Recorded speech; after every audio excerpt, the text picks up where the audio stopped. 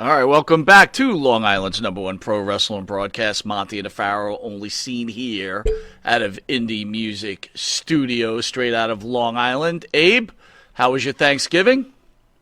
It's pretty good, pretty chill. A lot of food. Lots of food? Hell yeah. Like, what's the specialty at your house for Thanksgiving? Well, my mom is the best cook I know, so I love the turkey, stuffing, Thanksgiving's my favorite holiday. One thing I will tell you, right? So I grew up on my mom's food, obviously, like you're discussing. But once you get married, there's a quick switch over where you just become, hooked on your wife's food, and then it becomes difficult to eat other people's food too. It's That's what I'm it's saying. kind of strange thing. No one is a better cook than my mom to me, so it's gonna take a lot, to dethrone her. All right, well, we're excited. All the fans and the family are excited. It's very rare that you have an opportunity to have someone this special on your show. Do you know who we got on the show there, Abe? I believe I do. We have a legend. Pro wrestling royalty, Mr. Ricky Steamboat. Thank you, sir, for joining Long Island's number one pro wrestling broadcast. Hey guys, how you doing? You might. I just saw your name tag. There. You go by Mike or Monty, or how should I address you? You could call me Mike or Monty, whatever's easiest. Monty, usually people call me that. That's usually what they go by, so I'm good with that. Yeah. Okay. I'll call you. If that being said, I'll call you Mike. Oh, there you go. And again, part of me wants to call you Mr. Steamboat because of the ultimate respect I have for you. But in early discussions, it will be Rick. And Yep. what an honor it is to. How does it feel that people still, even someone my age, is in such awe of you for what you've accomplished in your life and your career? Well, a lot of that has to be. The reason being is, in the mid '80s when Vince McMahon took the business and decided to go national with it on TV, coast to coast, and up to production level, as I'm sure you could remember, a lot of televised wrestling shows were done in small studios with maybe 50 people sitting on one side, hard camera side, and then he would take it to arenas and coliseums with 10, 15, 20,000 people, and everybody in the world just took notice of that, and made wrestling bigger than life. And then in turn, it made all of us, superstars and bigger than life, actors or athletes. Well, and eventually everybody knew who, Ricky Steamboat was on a worldwide basis, and kind of helped that, number one, you're a really good looking guy, and number two, you could wrestle like no other. So I guess put that combination together, and then you have one of the greatest pro wrestlers in the history of our sport, right? Well, I was always an athletic kid. I can remember as back as 8 years old playing football, baseball, basketball. It wasn't until I got into ninth grade that I was actually going out for the basketball team at the high school. And, I'm in the ninth grade and, at that time I'm maybe 5'8". And, you get your juniors and seniors, and of course you realize you're going to be sitting on the bench a lot. And I just kept looking over in the corner of the gymnasium where these kids were wrestling. I had a mat down and they were wrestling. So I went up to my basketball coach and I said, "What are they doing over there?" And he says, "Oh, that's our high school wrestling team." And it didn't take me 30 seconds. I said, "See ya." And I just walked over there, and Coach Reckenwall, he was there, and I said, I want to try out for the wrestling squad. And they had a weight class that was open, and I fell into that weight class at 165, and started wrestling as just in my freshman year there, and then got better as each year went by. And my junior and senior year went to the state championships. For this was down in Florida, St. Petersburg, Clearwater area where I grew up. My dad was 22 years in the service, and when he retired in '67, he went to St. Pete and retired there. So I really enjoyed the sport. And I played high school football, and I was what they call like a power back. So I was like in between a fullback, halfback, and a flanker back. I could run out and catch passes, and at the same time run up through the middle. In my senior year, we had a pretty good football team. We went 9-1, and so I was involved with sports. And after a couple years, when I got out of high school, I was going to start a junior college down there in St. Pete, but at that time I was kind of fed up with the books, so I was just doing manual jobs for a couple years there. I was doing door-to-door vacuum cleaner salesman for Kirby. I was selling Kirby vacuums door to door, and back then, and I'm going back to early 70s, like 73, 74, 75, 73 and 74, they were almost $400, for a vacuum cleaner. And you can go get a Hoover for $29 off the shelf. So, but commission on them were good. There was $100 for each sale. So I would go out and knock doors like Monday, Tuesday, and Wednesday and try to get a sale each day, which meant if I got 3 sales, that's $300 back in the early 70s. And then on Thursday, Friday, Saturday, Sunday, you'd find me at the beach. And you must have done well, right? Good-looking guy knocking on these housewives. They open the door. There he is, Ricky Steamboat, selling a vacuum, and they're buying 3 of them at a shot, right? Yeah, well, I never got 3 sales in one place. I did get 2 sales in one household, but it was, you would try. I would try to always get 3 sales, and then head off and go to the beach. And I thought that was pretty good money. And I was always sort of a fan of pro wrestling with Florida Championship Wrestling. The announcer there was Gordon Soley. I remember as a high schooler, us guys on the wrestling team, we would drive from St. Petersburg over to Tampa.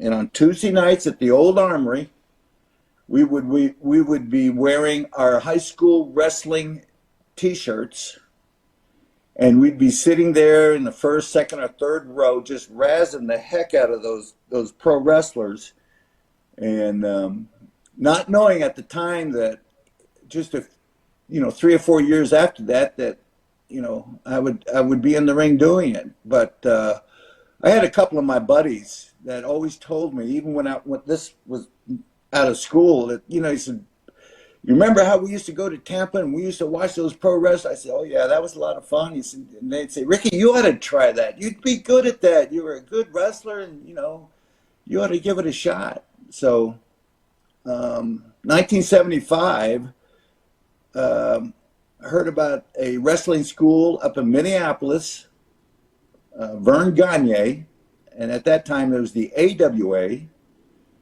So one day I just put my clothes in the car and said goodbye to my mom and dad and my 2 brothers, and drove from St. Pete to Minneapolis.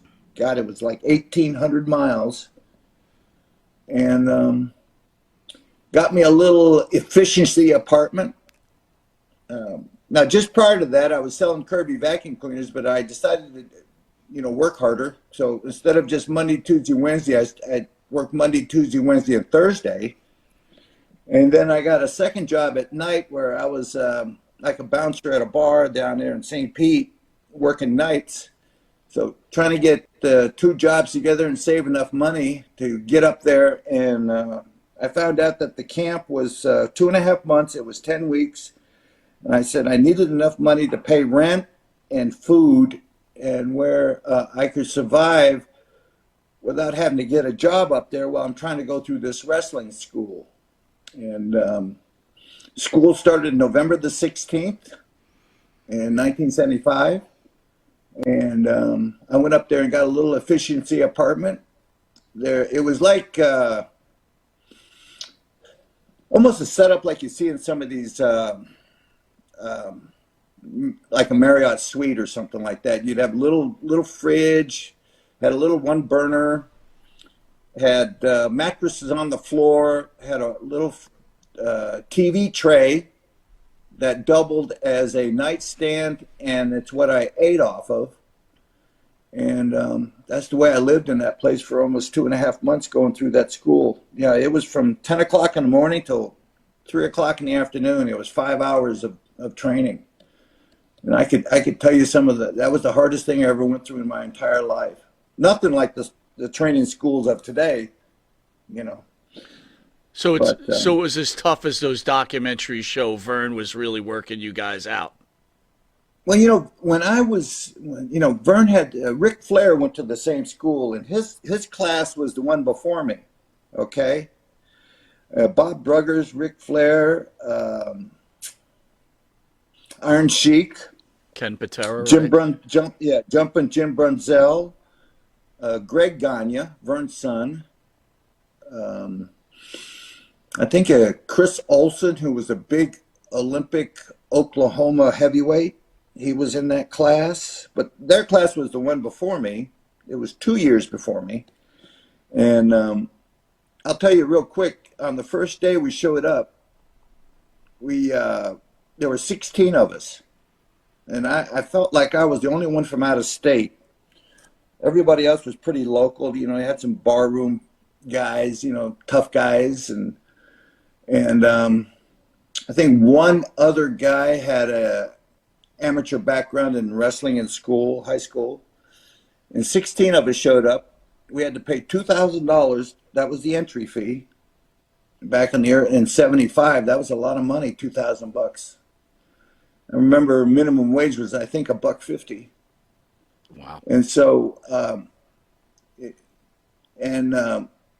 our coach, we called him Coach, but the guy that put us through the paces was, his name was Khosrow Vaziri. Is that name familiar to you? Sure does.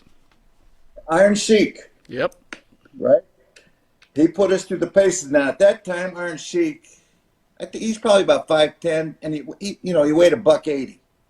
All right? So, God, he had us doing these Hindu squats. Now, we were in the basement of a 20-story building. That picture there, he's about 250. But at the camp, he was $180. And man, he was like a steel pole. Man, he was solid. And we were in the basement of a 20-story building. Vern's office was on the top floor, and it had high ceilings in the basement. That's where the ring was set up. And first day we went over to the stairwell, and now from the basement to the top it was 21 flights, and he made all of us run up to the top and run down. Now, of course, a lot of guys didn't make it. I made it up and down. I think I'm not bragging, but I think I was in the best shape of pretty much all of them, because I really took it upon myself that while I was in Florida, 3 times a week, I would work out with the weights, and the other 3 times a week, I would go to the beach and I would run 5 miles barefoot in the sand. I had a spot where I parked the car, and I'd run 2.5 miles up to this pier. They had a little coffee shop, grab a coffee, and then run 2.5 miles back to the car. And I was doing this 3 times a week to get in shape. So I think a lot of the guys that showed up thought that they could just be tough and didn't worry about cardio. So, all right, getting back to, we would run the stairs up and all the way up to the top, 21 flights, and then run back down. And then Khosrow looked at us, and he paired us off, 8 pairs, and he paired us off according to our size, try and make it equal. to the guy next to you. So then you had to get a guy up on your shoulders, his head over here, reach between his crotch and grab his leg, and you got him like in a fireman's carry, and carry this man up 21 flights on your back. Of course, nobody made it, but regardless of how many times you paused, Cosroe was relentless on making sure that you made it to the top, even if you just took one step at a time and had to take a rest. And so we all got to the top, ran back down, and then your partner carried you up, and then you ran back down. And then he asked each of the partners to drop down to their hands and knees. So I dropped down to my hands and knees, and my partner's name was Buck Zumhoff. Mm-hmm.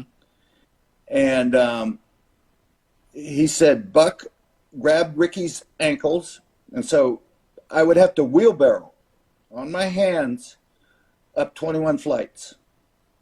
And Buck is holding on to my ankles, and I'm trying to go up each step one at a time with my, after you get about the third or fourth flight, your arms are shaking, your shoulders are burning, you're trapped, your neck, everything, and you'd collapse.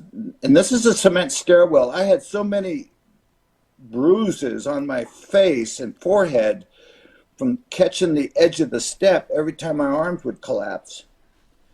And make it all the way up to the top and run it back down and then switch. And then you grab his ankles and he'd have to go up on his hands up 21 flights.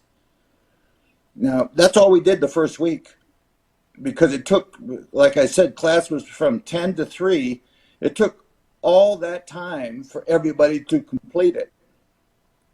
Then we were off on the weekends, and the following Monday, out of the 16, 4 showed up. A dozen quit.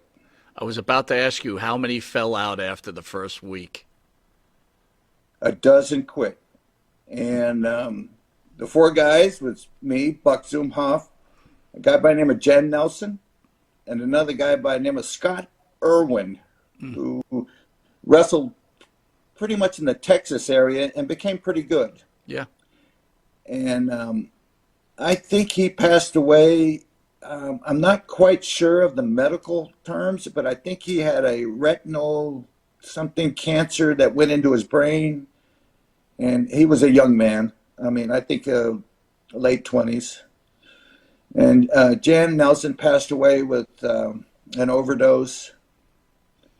And then Zumhoff is in prison for doing something with minors.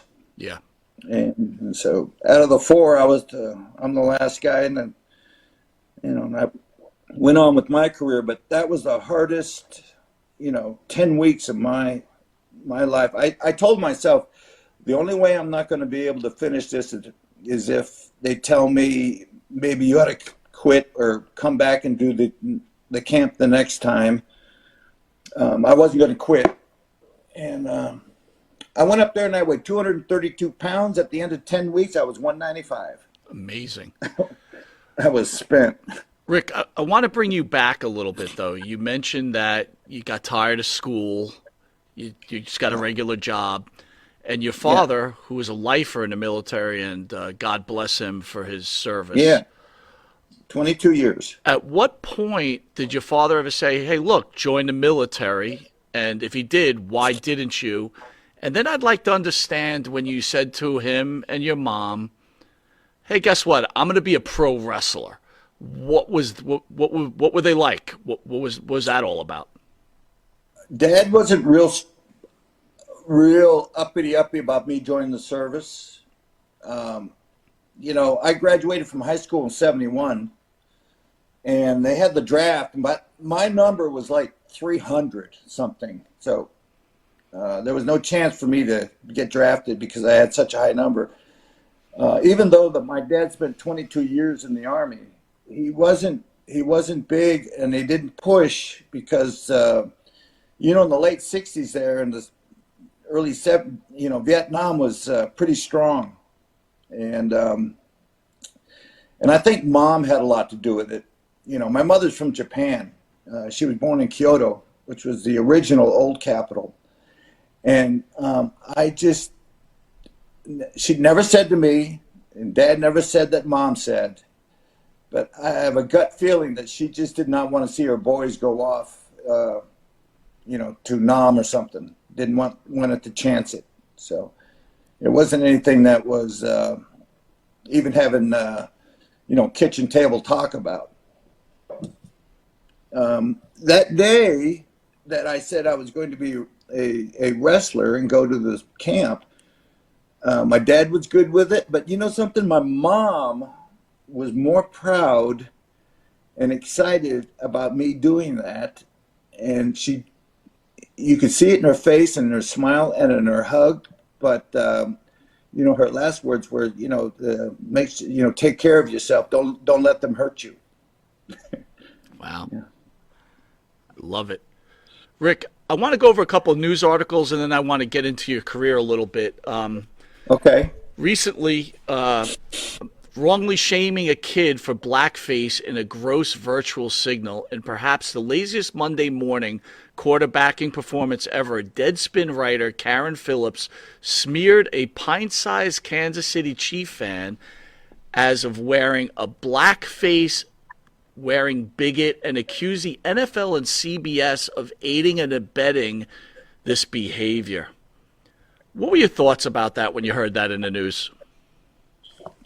I thought it was completely ridiculous, to put an emphasis on a young man that was a Kansas City Chief fan. And, I've never been to a Kansas City Chief game, but I like watching Patrick Mahomes, and the Chiefs is one of my favorite teams to watch. And, whenever they show the crowd there, and, there might be 90,000 people there at the stadium, and 50,000 of them are wearing what the kid was wearing. And to isolate and point that out, to try and get a ridiculous point across. There's just so many issues right now that bother me about the direction that this country has been going for the last 3.5 years, that it is just brainwashing, propaganda, and it, to me, very upsetting. Let's stick on that subject a little bit. I agree with you. Where do you think this all started going wrong? Could I say that this country is really becoming soft, and we're not able to handle criticism properly, and we're making a lot of excuses for our actions nowadays? What are your thoughts about that? Where do you think this country started going backwards? I never saw, I was never really big into politics until about the last 3 years, in which I started noticing changes. I never knew that in some of our more uppity elite colleges were teaching the young people more of a socialistic style of governing instead of our capitalism. I never knew that. Maybe because I just wouldn't bend an ear or wasn't that much interested. But then more and more of stuff becoming more visual to my eyes, and and they tell you don't believe what your eyes are seeing. Well, your eyes don't lie to you. What you see, and then after that is what you hear. And I just I don't know if the country's getting soft. I think I'm just going to say it. The Democrats had just come out with something so shockingly revealing, and since they were able to this last election gain control and power, being able to use that on you, and it's even more troubling now that some pieces of our government going after civilians, our teachers that are expressing a voice about what's happening in school and trying to protect their kids. and people being censored when our First Amendment with the freedom of speech, and it just behooves me how they can continually, and I'm going to use this word, lie and procrastinate propaganda, and to use that as a weapon. And you know that old saying, if you tell a lie enough times, you get people starting to believe it. And just things that have gone so wrong with our country, and then they can turn around and say, well, let's blame it on the Republicans because it's their fault. And I'm thinking, how in the world can it be their fault when you guys are the one in control, and everything that's been going on is because of what you've been doing? And they're using the Republicans as an scapegoat, because I think they're starting to see that the American people are not buying what they're being told. It's just not, it's not right, and it's also not correct. And that old thing about if it ain't broke, don't fix it. This country in the past 200 plus years has been the strongest country in the world, the youngest country to be able to expand and grow as it did. And it was all because of the values that our forefathers put forth to give everybody a chance and a break and equal opportunities. And I just don't understand how they see that their way of doing things, of just basically going to end up with two classes. You're going to have the very, very rich, and then you're going to have everybody else underneath, and it's just, it hurts my heart, and it turns my gut. And, how much,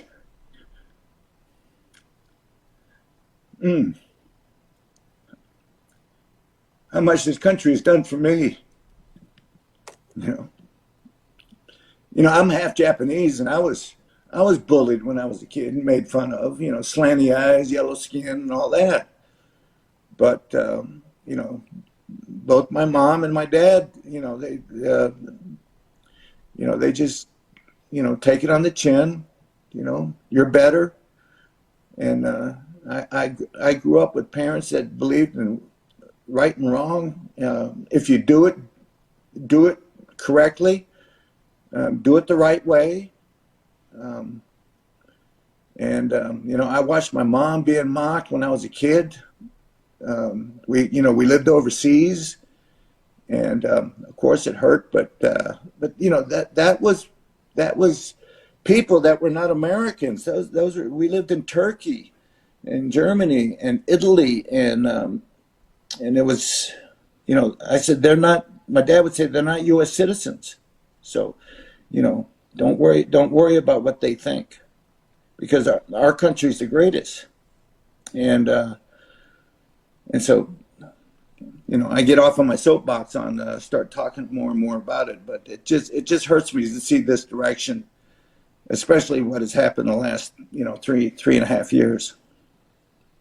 Well, I'll say I totally agree with you. So, hopefully change is coming soon.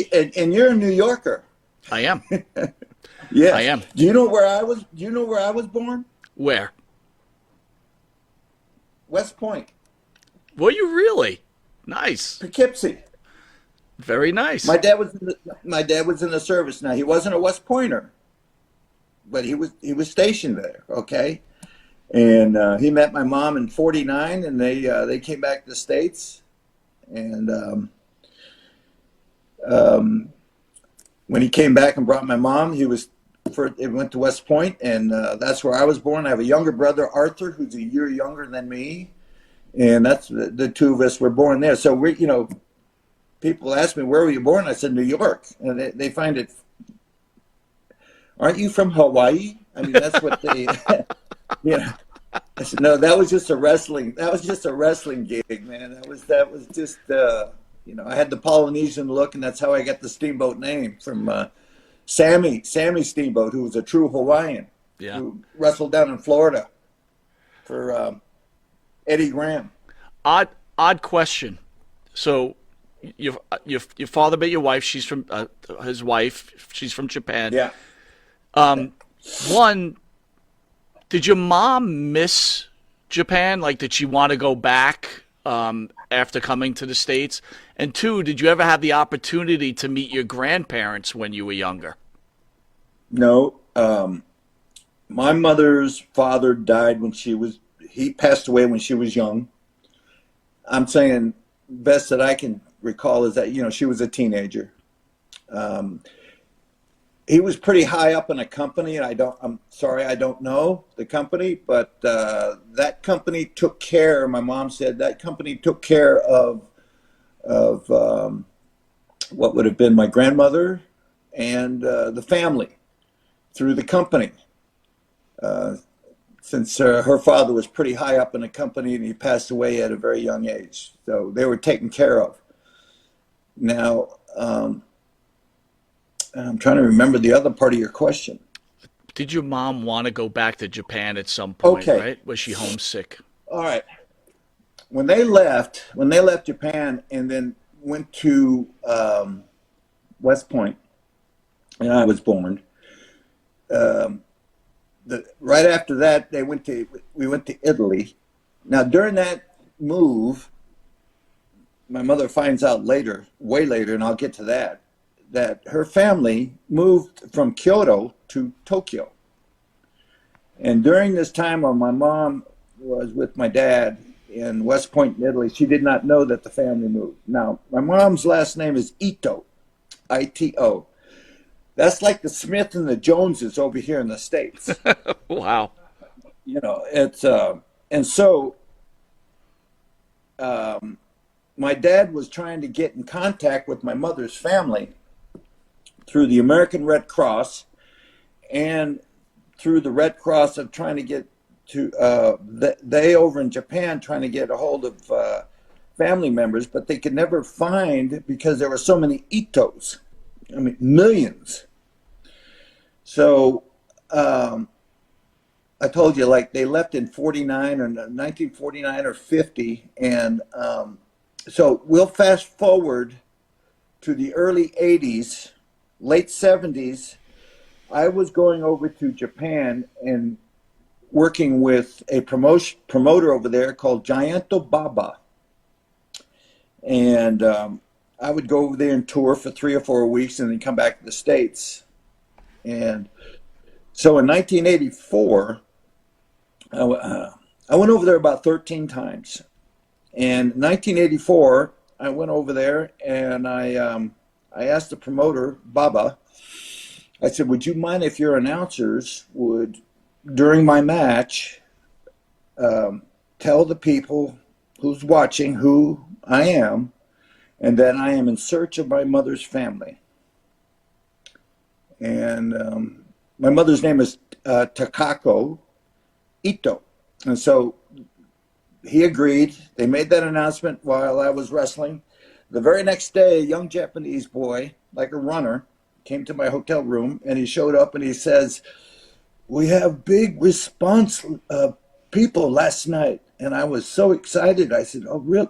Maybe this might be my mother's relatives. And I said, how many people? He said, we have 200 names. And I said, 200? So my mom's family can't have, 200. Well, there were so many Itos, people were just saying, yeah, I'm related. But anyway, he said, what do you want me to do? So we're sitting in my hotel room, and he had the list of names and the telephone number next to each name. And I said, would you mind maybe calling 10 people just to see what's going on? So he dialed the first number, and it was my mother's oldest brother. Mm. First name. What are the odds? Unbelievable. So, and I couldn't speak Japanese. I mean, I could do a little restaurant talk, maybe a little cab talk, how to get to the hotel, maybe order some, sushi or something. But I couldn't have conversation. So through the kid, and he was interpreting, and I said, okay, we got to go on tour, and I won't be back to Tokyo for 2 weeks. I said, does he have any wedding pictures? Because I remember my mom and dad showing me their wedding pictures when they got married over there in Japan. He was a GI, you know. He had one stripe on his sleeve. And he said, yes, I have pictures. So after 2 weeks, we came back to Tokyo, and he met me in the lobby, and he opened up the album, and sure enough, there were the same pictures that I saw my mom and dad had. So he gave me his information, his, you know, address and phone number. And now, before I left on this tour, I never told my mom and dad that what I was going to try and do, because my dad was so unsuccessful for, God, you know, this is from, you know, 49 to 84. You know, it was just, he tried and it just couldn't make it happen for my mom. So when I went back and I went to my parents and I talked to my dad in the kitchen, I said, I got some information here. This is mom's oldest brother. He couldn't believe it. And I gave it to my mom, and there was, I think, a 12-hour difference in time between U.S. and there, East Coast time. So she called up the number, and her brother answered and was talking, you know, like 90 miles an hour in Japanese. And here's my mom. She could understand what he was saying, but she had a hard time replying because she had not spoken her language for 30 years. Mm. You know, it was, she could just get out a few words here and there.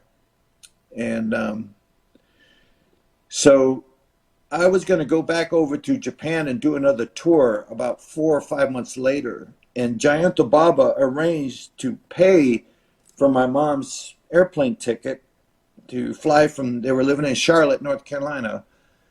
And he flew her all the way from there to Tokyo. And we landed, we were waiting for our luggage. And off in the distance, people that would get their bags and go through customs and then go through these automatic doors that were opening up. And of course, those people, they might have had relatives waiting for them or friends. But I kept looking at the doors that were opening, and I saw this one guy who just, every time the doors opened, boy, he was looking hard. And I said, hey, Mom, next time those doors open, there's a guy standing on the left side that keeps looking real hard. And the doors would open, and my mom saw him. And now we're way over on the other side of this huge area. And then the doors would close. And then another pair of people would walk through the doors, and they'd open up, and then they would look. And finally, they waved at each other. And she turned to me, and she said, that's my youngest brother. His name is Gyuhei. So we grabbed our bags and went through customs, and when the doors opened, there she met with her youngest brother, first time in over 30 years. So he was taking us, he told us. My mom didn't even know, but she asked, is Mom still alive? And he said, yes, Mom's still alive. And I think at that time, Mom was like 85, my grandmother, her mom. And so he took us, he said, Mother is living with the oldest brother. That's one of our cats there. Anyway, so we get to the house, and for the first time, her mother and her daughter embrace, and that's the first time that she has seen her daughter in over 30 some years, and neither knew if one was dead or one was alive, you know, because for all those years there was never any contact. So I got a ride. I said, okay, Mom, you're going to stay here with your oldest brother and your mom. I'm going to go back to the hotel. I got to go on tour. So I catch a cab and go back to the hotel and leave the next day, go to some city, wrestle, stay there that night. The next morning, I go down to the lobby to get a coffee, and this young boy comes up to me and says, are you Ricky Steamboat? And I said, yes. You have telephone call. And I said, wow, this is odd. So I go over to the front desk and I pick up the phone, and it's my mom. And she goes, she always called me Richie. She says, Richie, I'm ready to go home now. Oh, jeez. I said, what?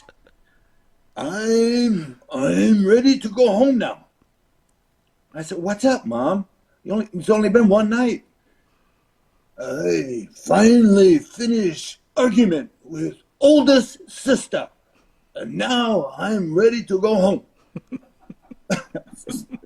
See, her older sister never approved Mom marrying a GI.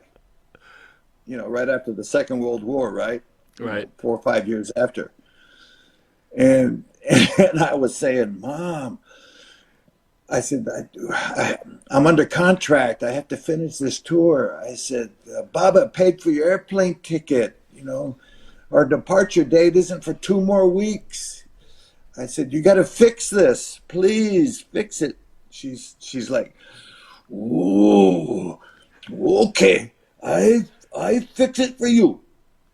So I go on tour, wrestled, 2 weeks. And at the end of the tour, back at the hotel there in Tokyo, and there is my mom with all her brothers and sisters. There were 6 kids. There was like four brothers and there was 2 girls, so it was 6 kids. And they were all sitting in the lobby with my mom, and they met me. And she told me, she says, yeah, we fixed it. Everything's good. So that was, so when we left and we're heading to the airport to catch the flight back to the States, she looked at me and she says, I'm ready to go home.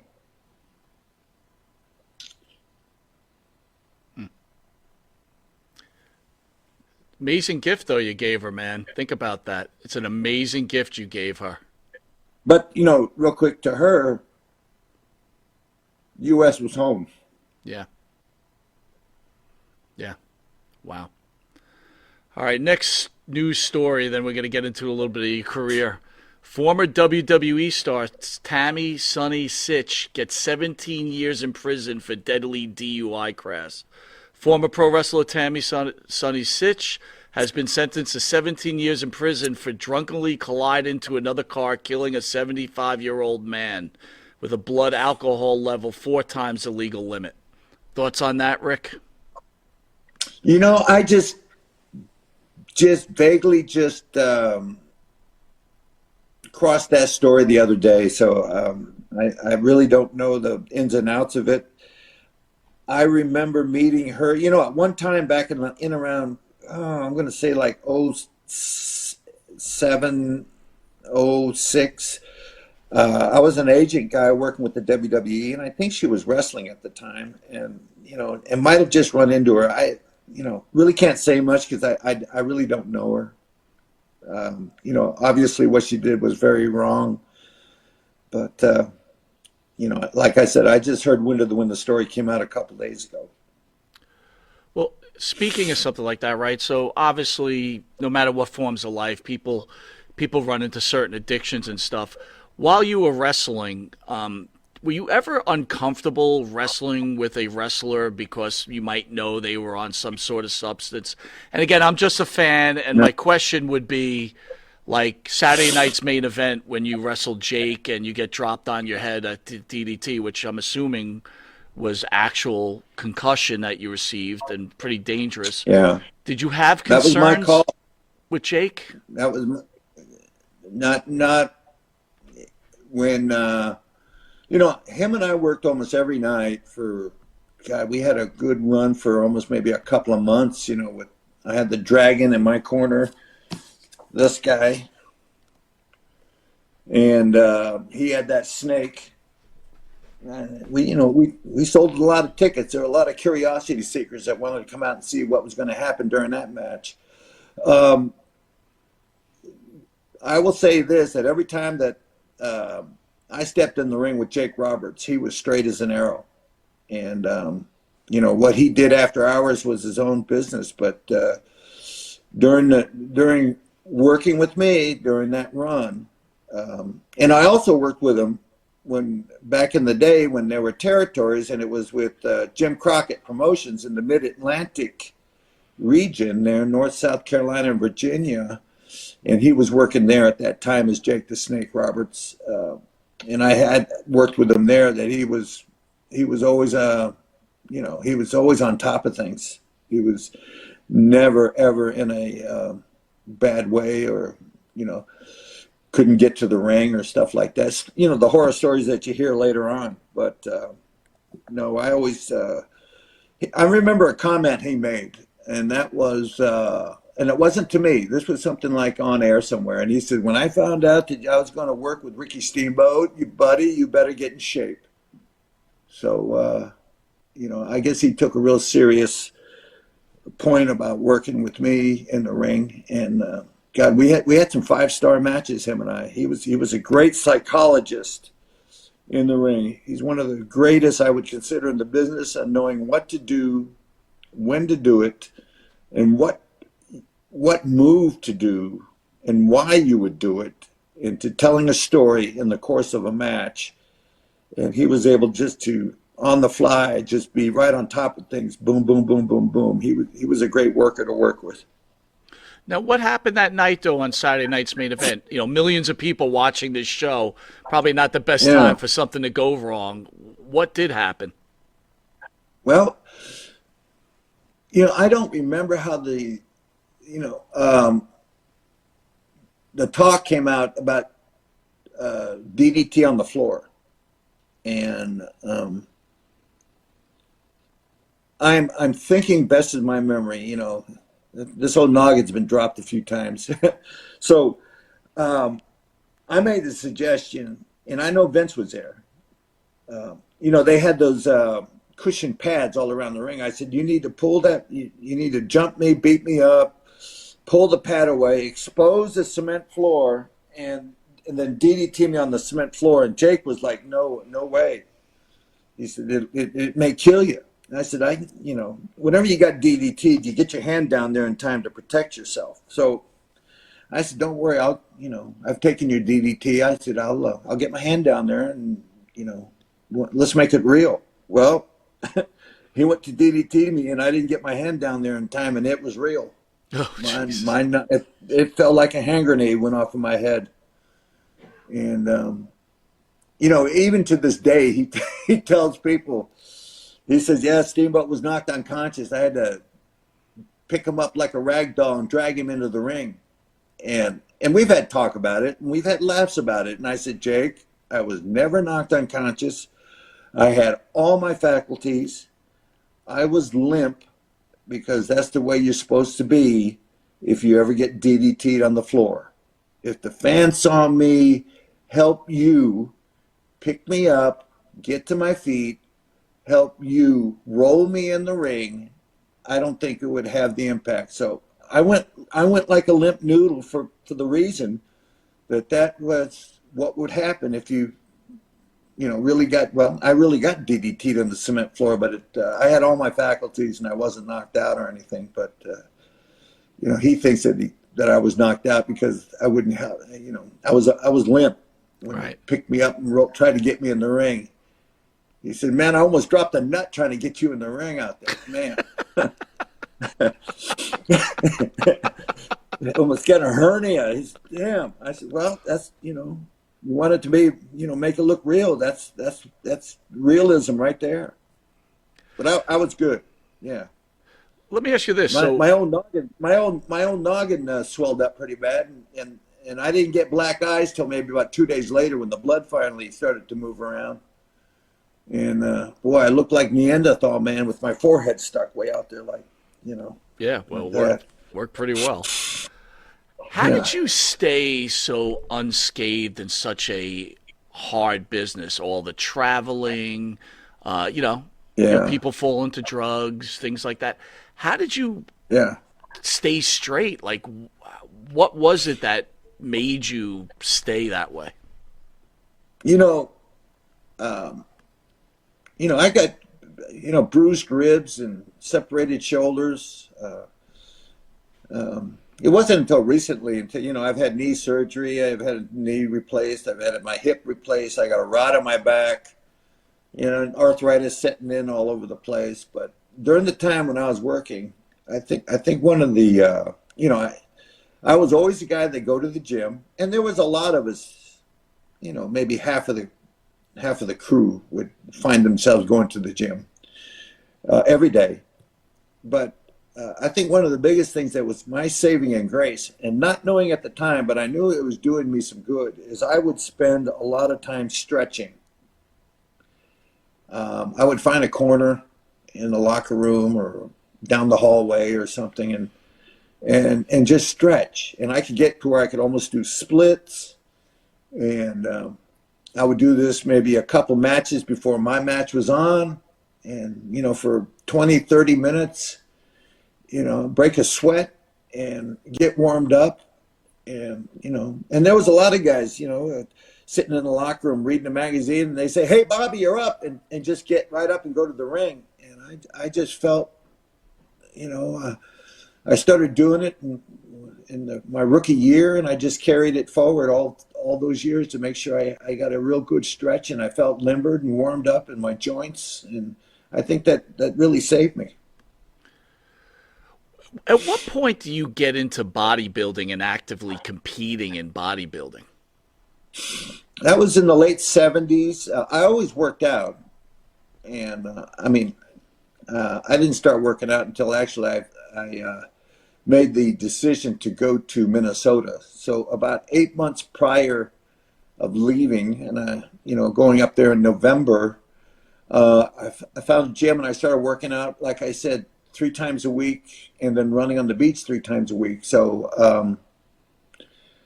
but then after that, I continued working out, and I got to where I thought I was looking decent, pretty good. Never on a national level, but maybe on a state level. So in the late 70s, I just started doing some competing in local, state and regional stuff, maybe mid-Atlantic, it'd take in 2 or 3 states, and Mr. North Carolina, I won my weight class, didn't win overall, but I was in about 5 different bodybuilding contests. It was hard because I was still wrestling, and you're on that real strict diet, and you're watching your calories, and you have no energy to get in the ring.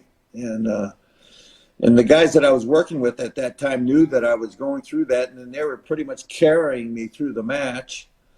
But it was just a personal thing, maybe something on my bucket list that I just wanted to check off. I'm going to show you something real quick. Hang on. Sure. Just take me a sec. Actually, I'm going to. This is my what they call the man cave. Yep. This right here. Let me just give you a real. This is in my office here. Uh-huh. Uh, Got a virtual tour of the Steamboat Man Cave. Yeah. Okay. And then over here, all the dolls and everything that they, I don't know. They got about 15 or 16 Ricky Steamboat dolls, but I want to show you this piece. Okay. This trophy right here. All right, I'm going to slide this over. I don't know if you can see this picture. Yeah, we could kind of see it. Yeah, absolutely. That's me. You know who this guy is? Is that Snuka, right? That's Snuka. How do you compete against Snuka? What is that all about? We were at the WBBG Southern States. That was North and South Carolina contest. The judges brought the 2 of us out of all the contestants to do a side-by-side. And because the points were so close. And at the end of the show, they gave me, this is it right here. They gave me the first place trophy. Amazing. And that was the only time Snuka was an animal, man. He was, and at that time he probably was close to 40 years old, and just a good fond memory of Jimmy. I always loved working with him in the ring. everybody talks about Ricky Steamboat's arm drag, and I'll tell you a story of how I got that. But anyway, Snuka was the best guy to feed me for the arm drag. He was the best guy to feed me for an arm drag. Wow. He was more of a, his body was like, he was like a beast, it was raw. I had more maybe like a pleasing physical look, pleasing to the eye, more symmetric than Snook. But yeah, that was the only time we competed, and I narrowly beat him by just a couple of points. Rick, And let me tell you the story. You know who originated that arm drag? If you're familiar with my arm drag, I get way up in the air with the guy before I hook his arm. And everybody that worked with me knew, I said, you got to jump as high as up as you can and just do a forward somersault, and I'll hook your arm, and then we'll land together. Well, I stole that from a guy by the name of Jack Briscoe. Jack Briscoe originated that flying style of an arm drag. So everybody thinks of Ricky Steamboat's arm drag, but actually Jack Briscoe was the originator. and you just improved on it, right? I could get up higher than Jack, I guess. Maybe, but truthfully, it just depends on the guy feeding you. If he can't get up in the air, you can't either, because you're underneath him. If he only just gets up a little bit, you can't get any higher. So yeah, that's a picture of me and Dory Funk. Yeah. I was listening to you speak about. If you look at the audience, that's in Japan. Wow. Amazing. Yeah. I was listening to you speak about snooker. You have your own family life, and I get that. How hard is it to lose these brothers throughout the years? Is it because it's like your own little family, your other family? Yeah. How difficult is that?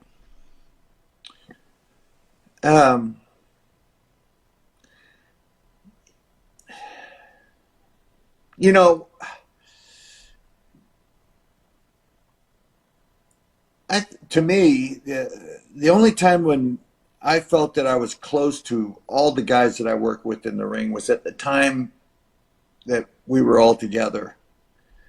And then I got away from the business, and then I got back in about 2005, working with Vince and being a road agent, and working with guys again.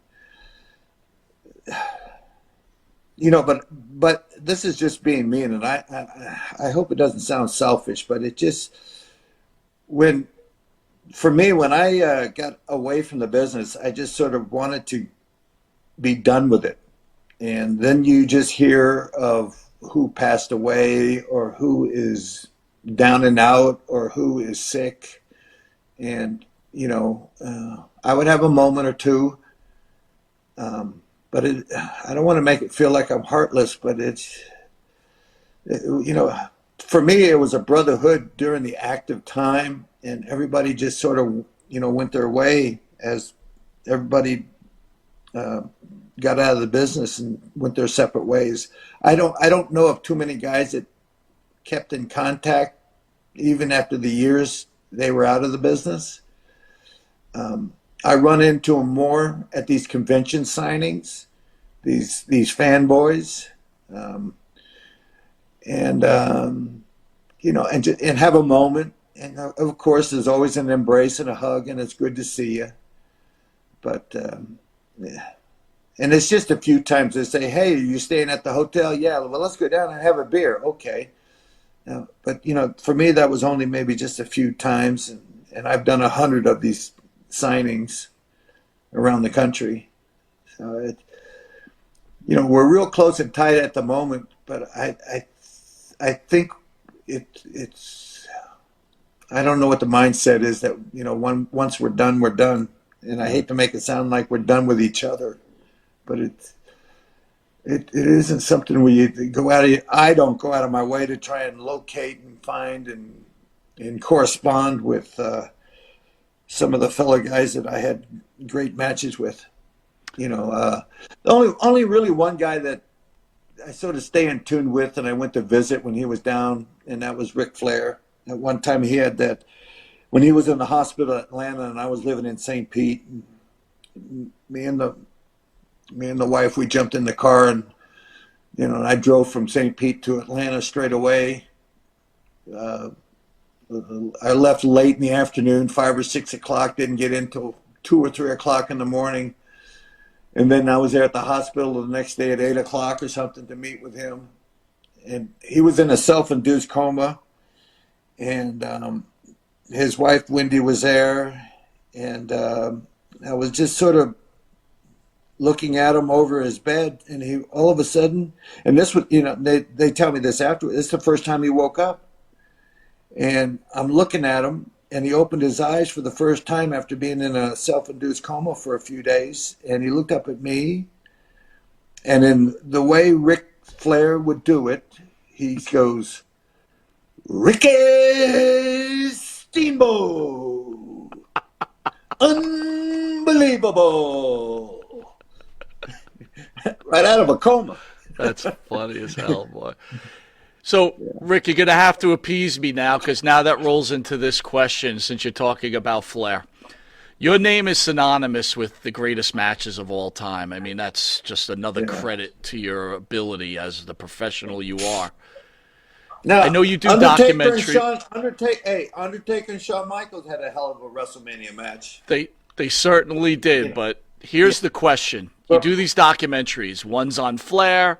You talk about the trilogy, you talk how great that was, and then you do a documentary on Savage, and obviously that WrestleMania 3 match, iconic. Yeah. Here's my question.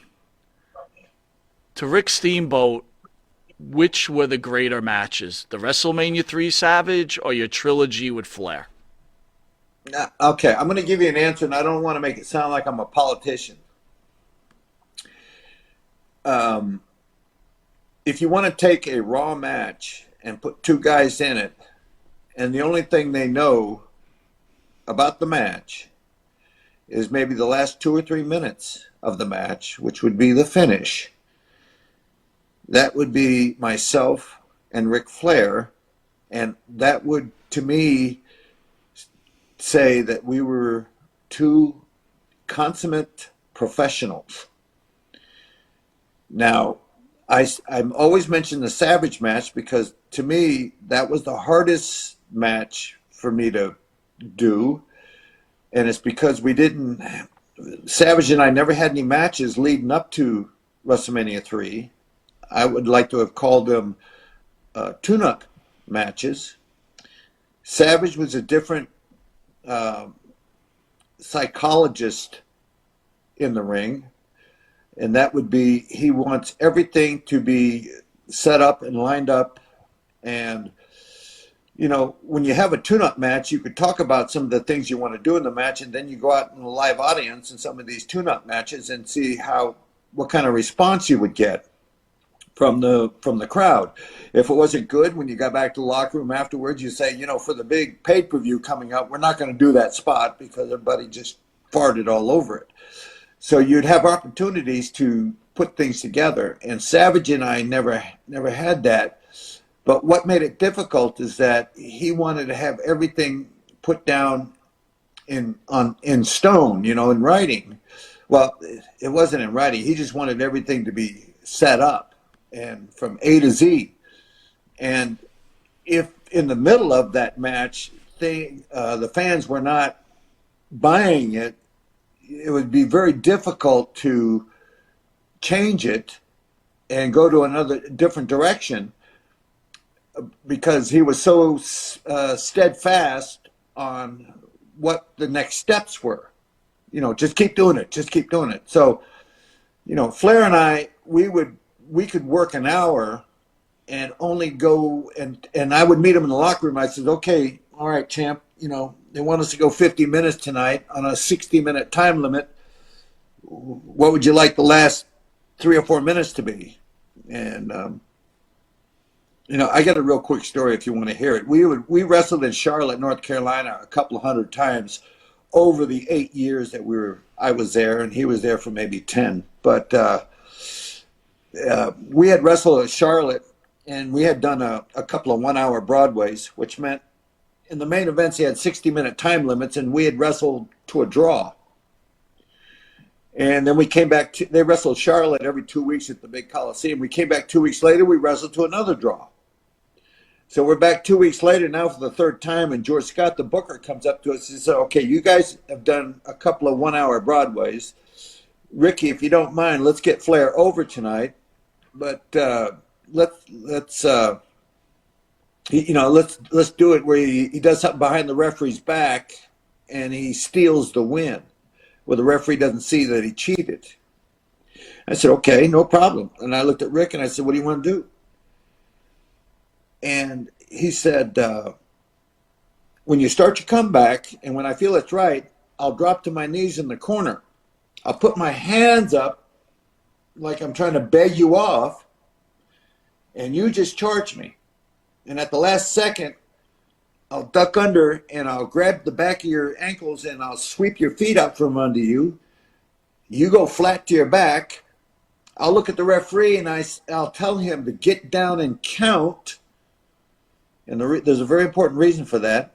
Get down and count. And as he goes down to count your shoulders, that's when I'll put my feet up on the second turnbuckle to use it as leverage to hold you down.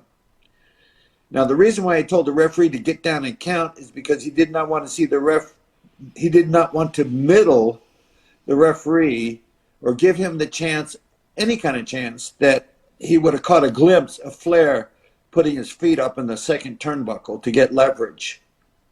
So when he told me that, how long did that take? Maybe 30 seconds? Mm-hmm. Now, George Scott, the booker, said, how about if you guys just go about 20, 25 minutes and then do the finish? And we said, great. So we go out there and we had wrestled 2 60-minute draws. We go out there and we start wrestling, and the announcer goes, 15 minutes gone, 45 minutes remaining, and then 20 minutes gone, 50 minutes, and so 40 minutes remaining. And so so I look at Flair and I said, you ready? Because you remember the booker, George Scott, said go about 20 and then do the finish. And then at the 20-minute call, I looked at Flair and I said, you ready? He goes, not yet.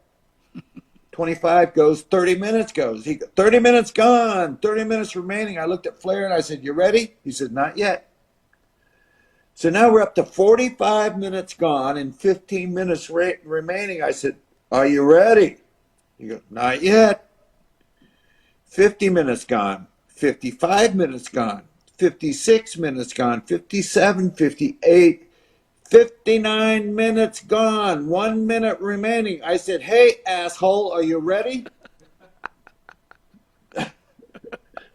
He said, Ricky, start your comeback. Now, understand this. The fans in the Charlotte Coliseum were almost sold out, saw us wrestle to 2 1-hour draws, and now there's 59 minutes. So what are they thinking? Oh, they're going to wrestle to another 1-hour draw. I actually saw people starting to get up and leave.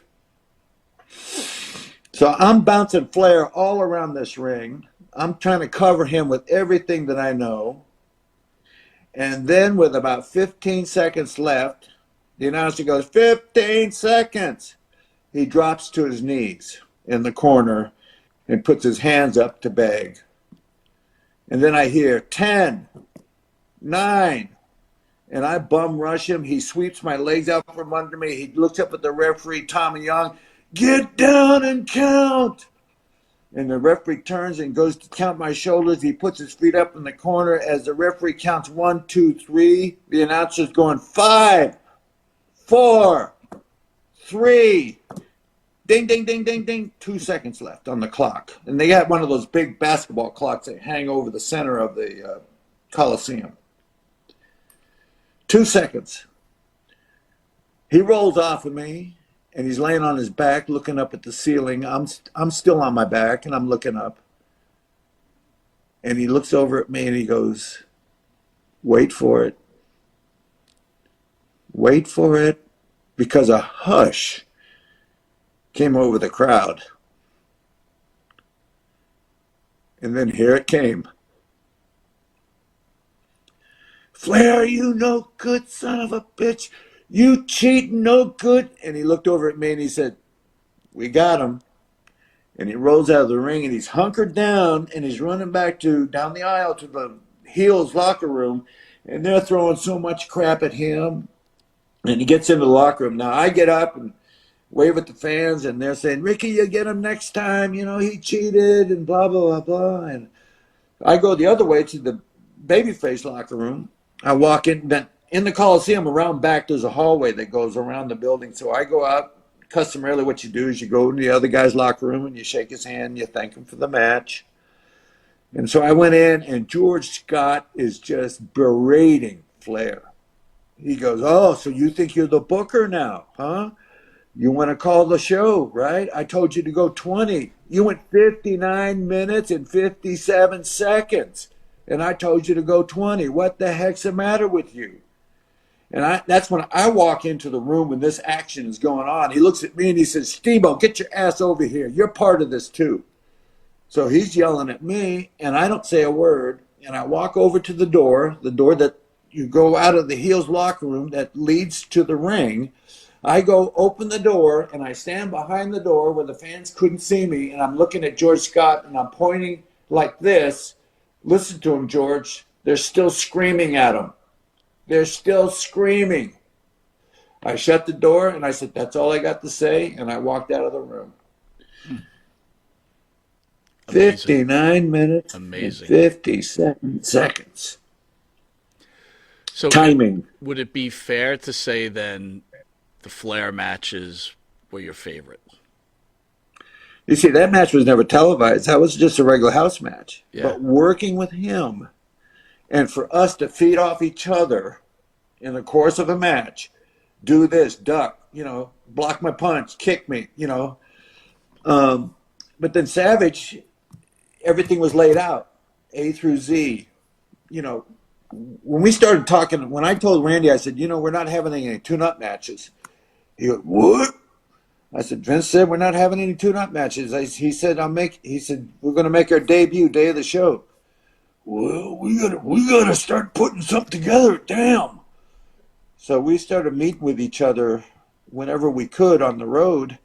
I was doing the injury thing with my throat, and meet with Savage on days we were shooting TVs, and we started writing things down. And finally, I brought this yellow tablet, this legal pad, and we got up to about 160 something steps. And with each step, there was like 3, 4, 5 things to do. Like, believe it or not, guess what step number 1 was? Step number 1 was lock up. And I said, Randy, we don't have to write down lock up because we know we're going to lock up. Write it down, Dragon, write it down. I said, oh my God. So, number 1, lock up. Number 2, whatever, do this, this, and this. So, after we got it all down, we would then quiz each other. And I would say, okay, Randy, step number 28 is this, this, and this. Tell me the rest of the match. Step number 30, blah, blah, blah, blah. Step number 31, and then he would do me. He'd go, okay, Dragon, number 67 is this. Tell me the rest of the match. So, I think when we did that, it was so stressful to try and remember every single move and turn to the right, turn to the left, block this, do this, and then I think what made the match different, because that was, 1987, an average match would have 8 or 9 false finishes. Okay. That's a 1-2 and the other guy kicks out of it. In an average match, we had 20 false finishes, and you had to remember 20 false finishes in consecutive order. You had to remember it, and both of you be on the same page on the same move. And plus all the other moves leading up to the false finish. And there was 2 times. There was one time during that match where Randy had a brain fart, flatlined. And he, Dragon, I'm lost. What are we doing? I started to rip off the next sequence, and he's, oh, okay, I got it. And then later on, I had a flat line. I said, Savage, I'm lost. And he would rip it off. And I said, I got it. And we ended up.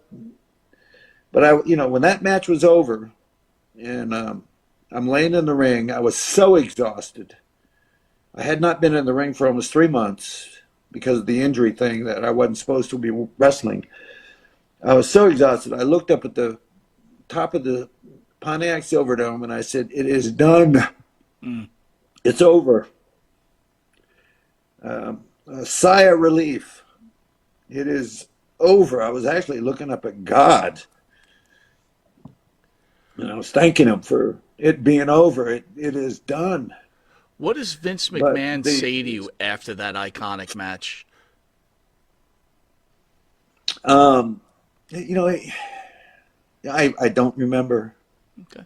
I remember getting to the locker room and I almost passed out. I was so exhausted. I mean, there was a lot of people coming up and saying, "What a match, you guys!" But I honestly don't remember. Um, we got pats on the backs, and I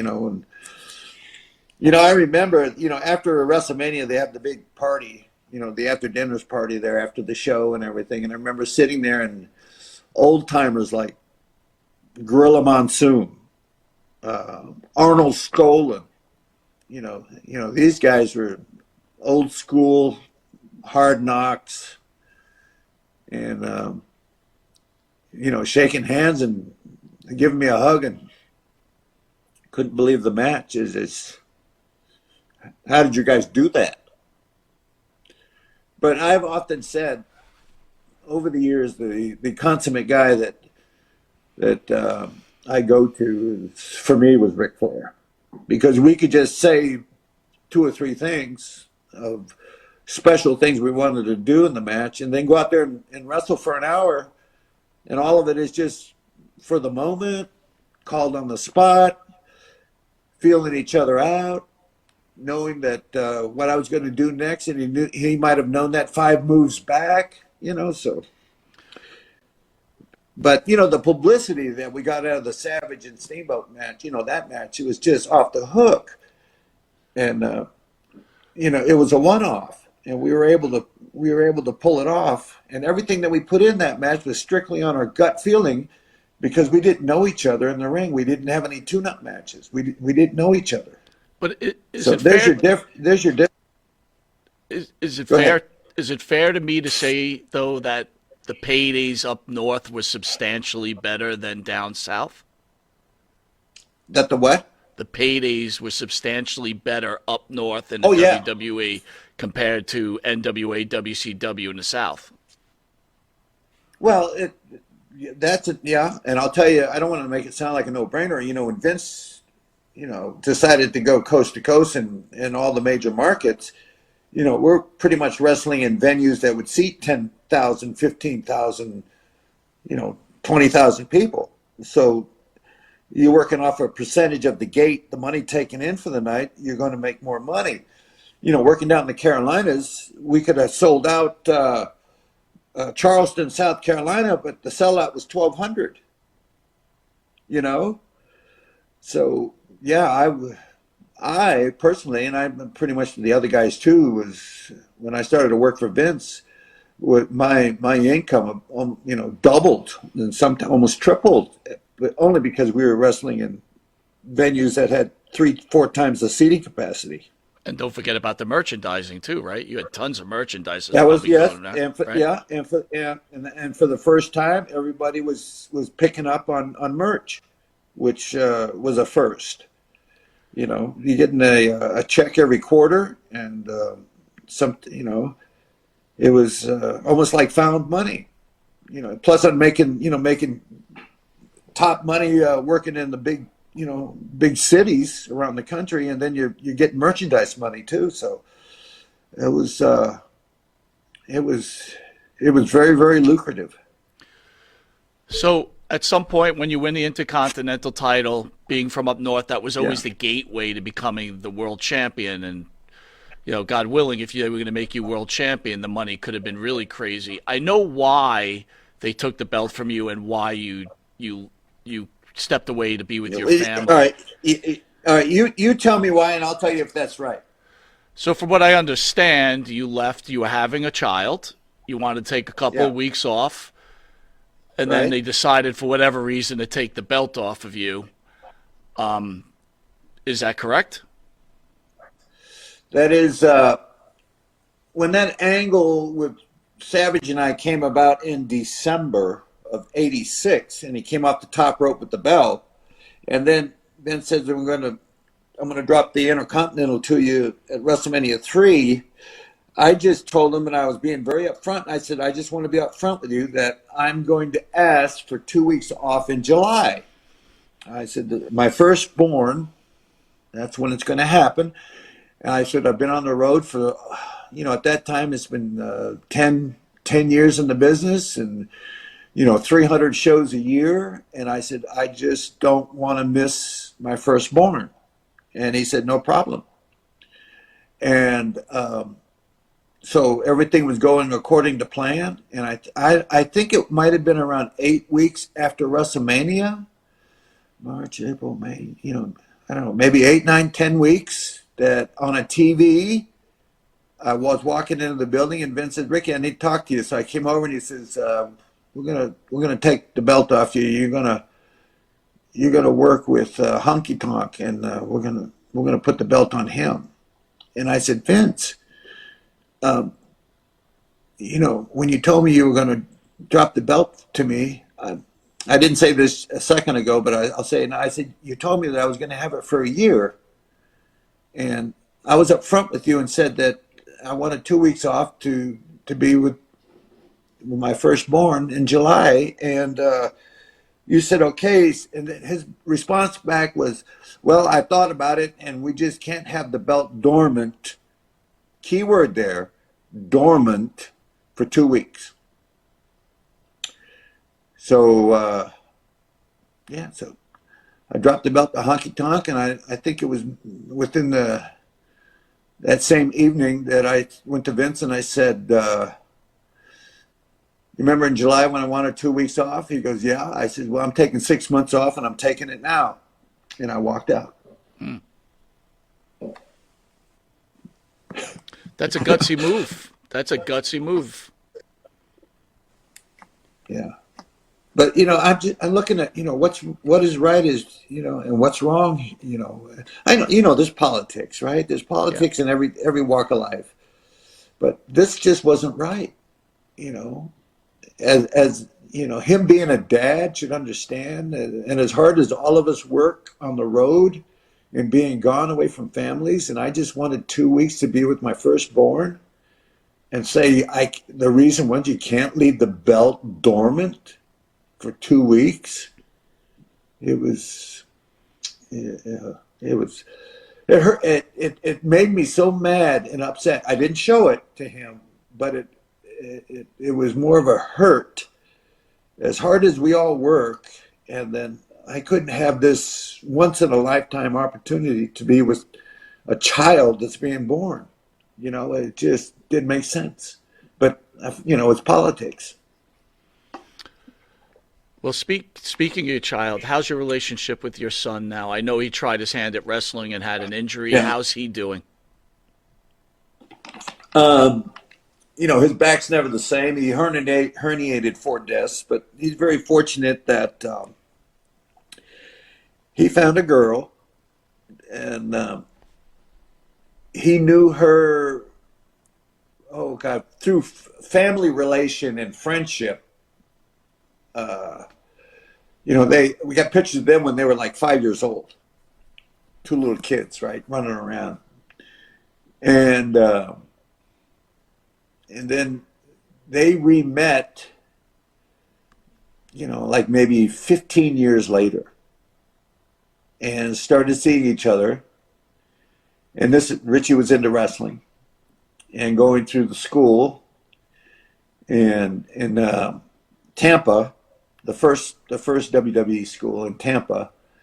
And then he got hurt, and she was going to college. She was going to law school, and they found a way to make it through. And then she turned out to working for a firm, going out on her own, starting her own law firm, and they have now got 4 kids, 3 sons and a daughter. And during this time, he has decided and accepted the fact to be a stay-at-home dad, which I was happy to hear, especially in this day and age, where at least you have a parent at home. And they got sort of like a farm with goats and pigs, and she's doing very well with her law firm, and he's doing a great job with the kids, being a stay-at-home dad. So, all in all, I truly believe it came out for the better. Don't know what the business would have done to them with him being gone 300 days a year on the circuit. A lot of blessings there. All right, Rick, you've been with us a while. I want to thank you for joining us. One last question. In your storied career, I asked Ricky Steamboat, if there's one regret in your wrestling career, what would that have been?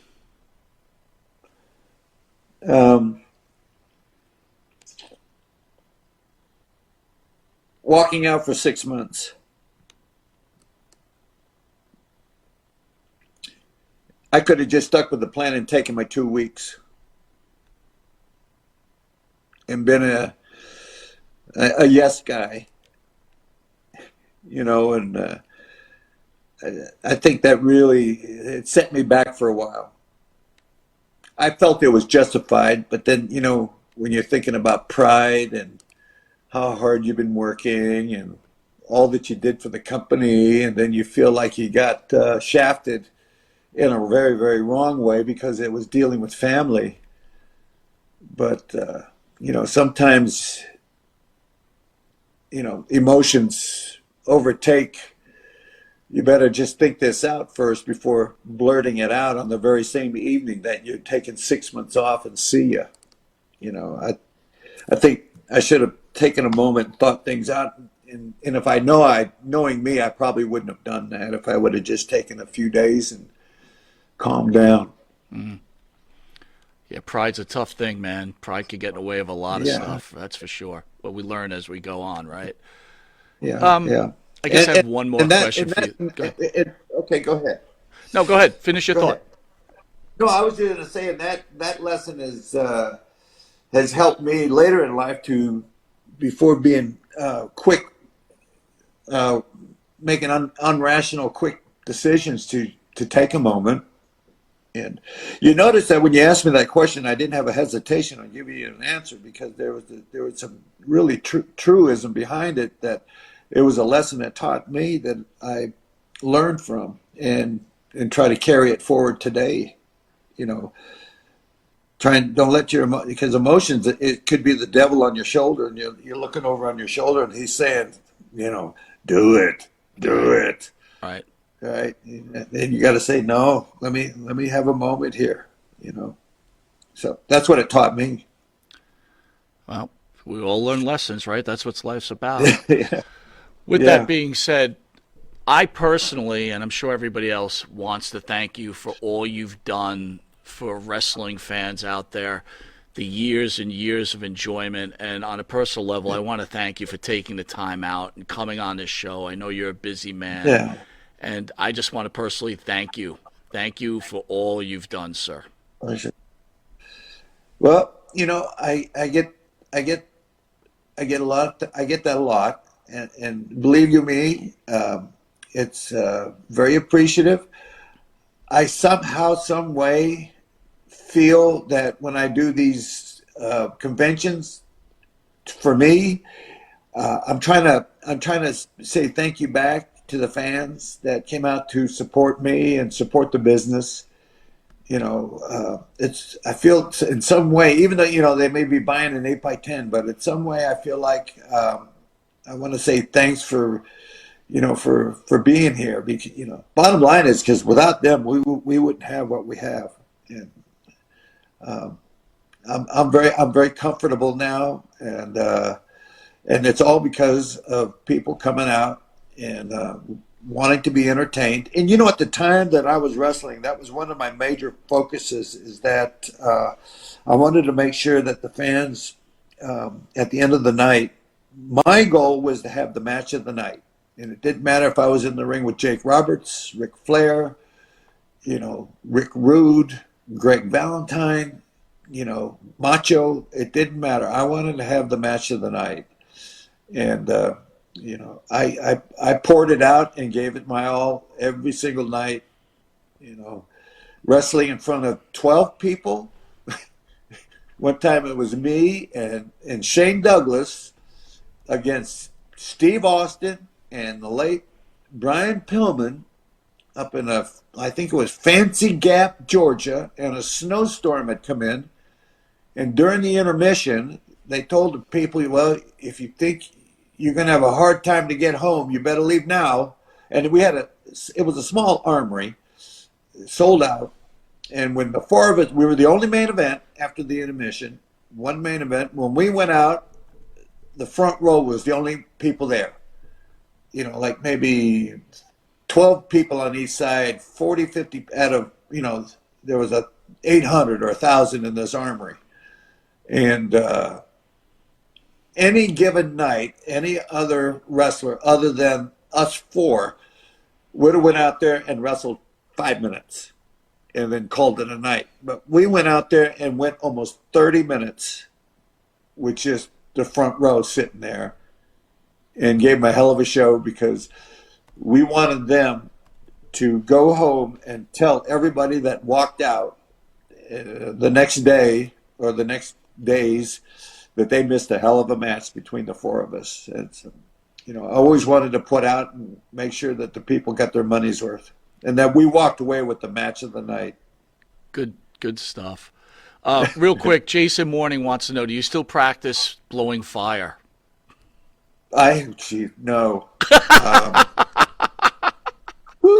That was, I was taught by a guy in Florida named Brian LaPalme. It was one of those little parking lot Walmart circuses, small, and he used kerosene. And that was kerosene I put in my mouth every night to blow that fire. And real quick story, I went mid-Florida, maybe near Orlando. He was set up, and he was through the company, the WWE. They found him, and he said, "Yeah, I'd be happy to teach Ricky." They went to Barnum and Bailey, and their fire breather said, "No, I don't want to give away my secrets." So they found this little circus company in Florida, and Brian LaPalme, and we're out in the parking lot, and he's telling me, now the big top, their tent, wasn't fully up. It wasn't erected yet. So he said, well, Ricky, be aware that whenever you do it outside and you have your torch, hold it up in the air and always look at the flames and see which way the flames are going. That'll tell you the wind direction. And make sure that the wind is coming from your back so that the wind is blowing away from you. So he fills his mouth up with kerosene. He holds the torch up. And just as he puts it to his mouth, the wind shifted. And as he's spraying the torch, the wind is blowing the kerosene on his face. And now I'm looking at a 12-year veteran running around this parking lot with his face on fire, going, ah, ah, ah. And they sent an office boy down, and I looked over at him, and I said, you see that guy running around? Running around like with his face on fire? I said, you call Vince and say, tell him I ain't doing it. I'm not doing it. Look at this. And so Brian LaPalme comes running back up to me, and he said, no, it's just superficial. It's like a bad sunburn. I'm okay. So he said, come back tomorrow when the big tent is done, and we'll do it indoors. And I came back, and he started with like a little shot glass of kerosene. And then it went on to larger, almost like a cup, enough to fill your whole mouth out and blow the fire out. And but there's a fire breathing story there with a veteran, 12 years of doing it, is running around with his face on fire. The next morning when I showed up, he's in his little Scotty trailer. It's these little mini trailers you tow behind your car.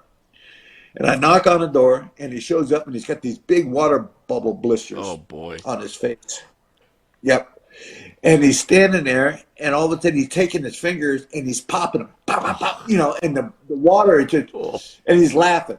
He did it as a joke. And I had another moment where I turned to the guy that the office sent down, and I said, I ain't doing it. Look at him. So, You sure will, he didn't have Steamboat. the eyebrows were gone. But this was a fair-skinned redhead guy that was teaching me how to blow fire. So you can imagine how bright red his face had just. It was like a bad sunburn.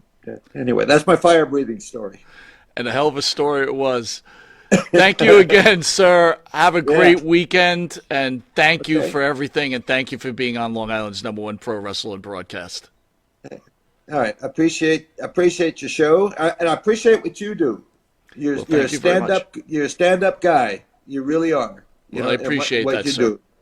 Yeah. God bless. God bless. Thank you. All right, guys. The great Ricky Steamboat. What an honor. I hope you guys enjoyed the interview. He was fantastic. What'd you think there, AB? That was amazing. It was a really good story about him going to Japan and finding like his mom's family. That's how amazing was that? I mean, was one of the craziest all I was stories. thinking, like, man, I wish I could have done something remotely close for my mother like that. Yeah, it's amazing. I mean, just like to have that many people reach out to you and you still are able to find the people, and she got to meet him. It was great. That was a great story. You know, it's amazing. You always hear how great a guy he is, and even in the wrestling world, what a great guy is. Unbelievable guy. Great storyteller. Amazing person. Yeah, definitely. All right. Well, I want to thank you guys for joining me. We love you all. We'll see you next Thursday. Abe, we'll see you next Thursday. Absolutely. All right, guys. Love you all.